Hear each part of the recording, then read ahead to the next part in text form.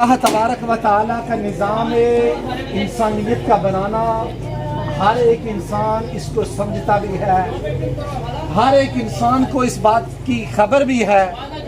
اللہ نے ہمیں کیوں پیدا کیا، کتنی مدت تک ہمیں اللہ نے پیدا فرمایا۔ اس سے قبل امام الانبیاء علیہ الصلوۃ والسلام نے ارشاد فرمایا کہ لوگوں تم اپنے آپ کو مردہ سمجھو۔ اللہ کے محبوب نبی نے یہاں تک اس بات کی تصدیق فرمائی کہ مجھے اس رب کی قسم کہ جس کے قبضہ قدرت میں میری جان ہے، اللہ نے جو وعدہ فرمایا ہے نا وہ وعدہ ہو کر ہی رہے گا، اس کا وعدہ وہ پورا ہوئے گا۔ اللہ کا یہ فرمان ہے کہ انسان کو یہ مختصر سی زندگی اللہ نے عطا کی ہوئی ہے۔ قرآن کا یہ فیصلہ ہے ایود احدہم لو یعمر الف سنہ، اور ان میں سے کچھ ایسے لوگ ہوتے ہیں کہ جنہیں یہ گمان ہوتا ہے کہ میں 1000 سال تک کی مدت تک زندہ رہوں گا۔ ایود احدہم لو یعمر الف سنہ، کہ کچھ ایسے ہوتے ہیں کہ یہ گمان کرتے ہیں کہ مجھے 1000 سال کی زندگی مل جائے یا میں 1000 سال تک زندہ رہوں گا، بلکہ فرمان مصطفیٰ ہے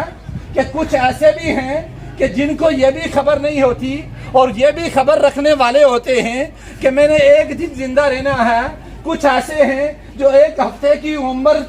پانے کی وہ امید رکھتے ہیں، کچھ 1 سال کی، اور کچھ ایسے ہوتے ہیں جو ہزاروں برس عمر کی امید رکھتے ہیں۔ امام الانبیاء علیہ الصلوۃ والسلام نے ارشاد فرمایا کہ جو شخص یہ امید رکھتا ہے کہ مجھے دیر تک موت نہیں آئے گی، اس انسان سے دینی کوئی کام میں سر انجام نہیں ہو پاتا، کیونکہ وہ اپنے آپ کو دھوکہ دے رہا ہوتا ہے، اپنے آپ کو تسلی دے رہا ہوتا ہے کہ میں نے بڑی لمبی عمر پانی ہے، اور اس انسان سے آخرت کا کوئی کام بھی اسے سر انجام نہیں ہو پاتا۔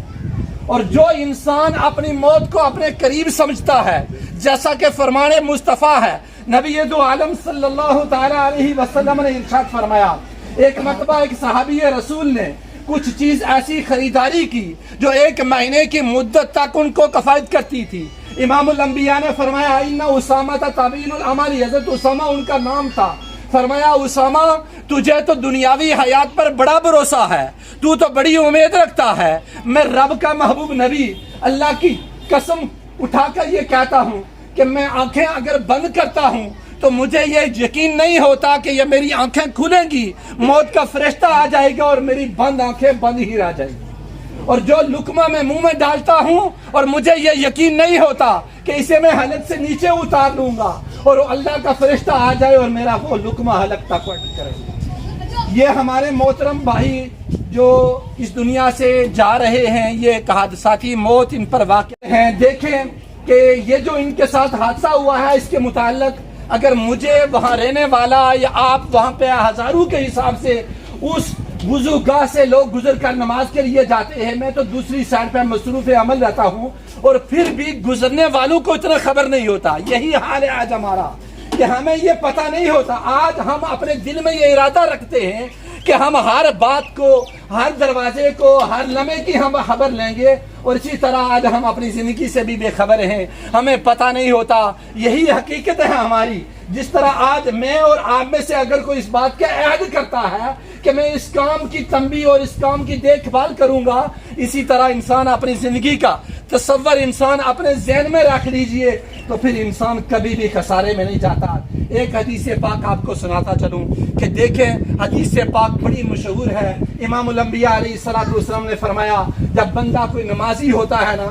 ایک نماز پڑھتا ہے اور دوسری نماز کے آنے تک اگر اس سے کوئی صغیرہ کبیرہ کوئی گناہ اس سے سرزد ہو جاتے ہیں، تو دوسری نماز جب وہ ادا کرتا ہے تو وہ گناہ اس کے کفارہ بن جاتا ہے، وہ نماز اس کے گناہوں کا کفارہ بن جاتی ہے۔ یہ جانے والے شخص یہ نمازی تھے، نماز کے لیے نماز کے ارادے سے انہوں نے مسجد میں داخل ہوئے۔ جب کوئی نمازی اپنے گھر سے، بازار سے، دکان سے، جہاں سے بھی کوئی نکلتا ہے، قدم اٹھاتا ہے نماز کے لیے، یہ تو حضور علیہ الصلوۃ والسلام کی امت کی یہ شان ہے، جب کوئی نیکی کا ارادہ کرتا ہے تو اس کے نامہ اعمال میں فرشتے نیکی لکھنا شروع کر دیتے ہیں۔ جب وہ نیکی کر گزرتا ہے، اللہ اس کے نامہ اعمال میں فرشتوں کو حکم فرماتا ہے کہ اس کے نیکیوں کا اجر بڑھا دو۔ جب کوئی برائی کا ارادہ کرتا ہے، برائی نہیں لکھی جاتی جب تک وہ برائی کرتا نہیں۔ تو یہ جانے والے محترم ہمارے یہ بزرگ یہ نماز کے ارادے سے اپنے گھر سے نکلے، جہاں سے بھی جس مقام پر بھی انہوں نے پڑاؤ کیا ہوا تھا، نماز کے لیے مسجد میں گئے تو دیکھیں کہ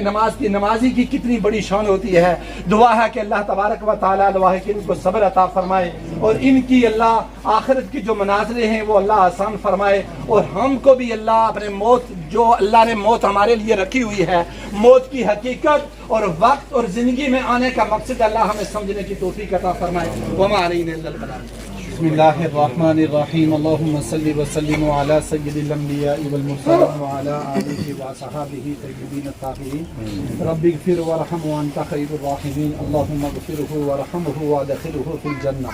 اللہم احفظنا من کل بلاء الدنیا وعذاب الآخرہ، اللہم احسن عاقبتنا فی الامور کلہا واجرنا من خزی الدنیا وعذاب الآخرہ، اللہم اغفر لی ولوالدی ولمن توالدا وارحمہما کما ربیانی صغیرا۔ پاک پروردگار خالق ارض و سما، سورہ فاتحہ، درود پاک، سورہ اخلاص کا ثواب اپنی پاک بارگاہ میں قبول فرما، نماز جنازہ پڑھنا اپنی پاک بارگاہ میں قبول فرما، محبوب نبی کا صدقہ نماز جنازہ کی برکت سے اللہ اپنے محبوب نبی علیہ الصلوۃ والسلام کی ساری امت مرحومہ مغفورہ کی بخشش و مغفرت فرما۔